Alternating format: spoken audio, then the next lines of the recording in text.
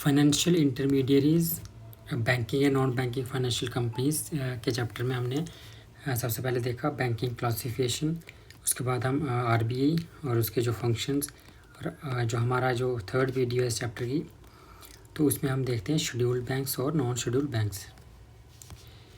तो जो scheduled banks हैं उनके लिए दो जो कंडीशंस हैं।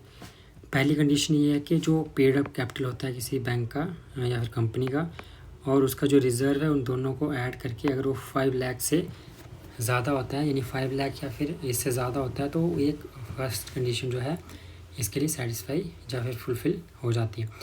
जो दूसरी कंडीशन जो है वो जो डिपॉजिटर्स हैं बैंक के, जो बैंक का जो बिज़नेस है उनके डिपॉजिटर्स के जो है अगेंस्ट नहीं जाना चाहिए, उनके लिए हार्मफुल नहीं होना चाहिए। तो ये दो कंडीशंस फुलफ़िल करनी पड़ती हैं अगर किसी बैंक को शेड्यूल्ड बैंक की लिस्ट में आना है। तो यही लिखा हुआ है कि द फर्स्ट कंडीशन जो है पब्लिक और प्राइवेट सेक्टर बैंक्स जो paid up capital plus reserve should be more than 5 lakh. दूसरी condition not conducting business in manner harmful to the depositors, जो भी बिज़नेस है उनका वो ऐसा होना चाहिए कि वो डिपॉजिटर्स के लिए हार्मफुल नहीं होना चाहिए। Then listed in the second schedule of RBI act 1934 known as scheduled bank. RBI act जो 1934 है उसके अगर सेकंड शेड्यूल में वो लिस्टेड है तो उसको हम बोलेंगे शेड्यूल्ड बैंक। तो ये तभी होगा जब ये दोनों कंडीशंस को फुलफ़िल कर पाएगा। नेक्स्ट है, इसको हम दो पार्ट्स में देख सकते हैं, जैसे शेड्यूल्ड कमर्शियल बैंक्स होते हैं और जो शेड्यूल्ड कोऑपरेटिव बैंक्स। तो यहाँ पे नॉन शेड्यूल्ड में भी हम कोऑपरेटिव बैंक्स को देखते हैं, जैसे बहुत सारे जो कोऑपरेटिव बैंक्स हैं वो भी नॉन शेड्यूल्ड बैंक्स हैं। Need to deposit CRR money to RBI office, जो भी कैश रिजर्व रेशो मनी है वो डिपॉजिट करना ही पड़ता है उनको आरबीआई ऑफिस में, सभी शेड्यूल्ड बैंक्स को। लेकिन जो नॉन शेड्यूल्ड बैंक्स हैं उनका जो CRR है वो खुद के पास ही मेंटेन कर सकते हैं। Non scheduled banks can maintain CRR money with themselves in their own office या फिर wallet. Scheduled banks are eligible to borrow deposit funds in RBI's window operations, जैसे लिक्विडिटी एडजस्टमेंट फैसिलिटी जिसमें repo rate, marginal standing facility etcetera ये सारे आते हैं। तो जो शेड्यूल्ड बैंक्स होते हैं वो एलिजिबल होते हैं इन सारे, जो चाहे वो बारो कर रहे हैं या फिर डिपॉजिट कर रहे हैं आरबीआई के ऑफिस में।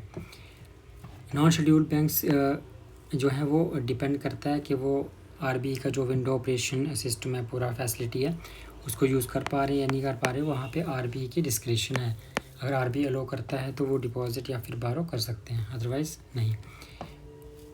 Scheduled banks are required to protect the interest of depositors and abide by the RBI norms.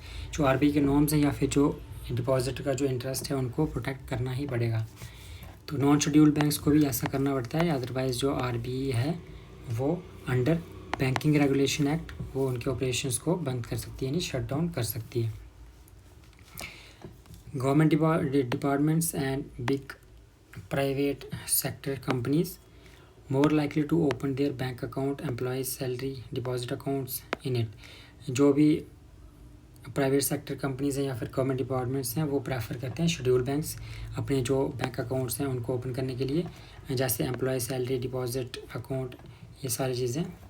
लेकिन जो नॉन शेड्यूल्ड बैंक्स हैं वो बहुत कम प्रेफर किए जाते हैं इन बड़े जो प्राइवेट सेक्टर प्लेस हैं या फिर गवर्नमेंट अपने अकाउंट्स को ओपन करने के लिए।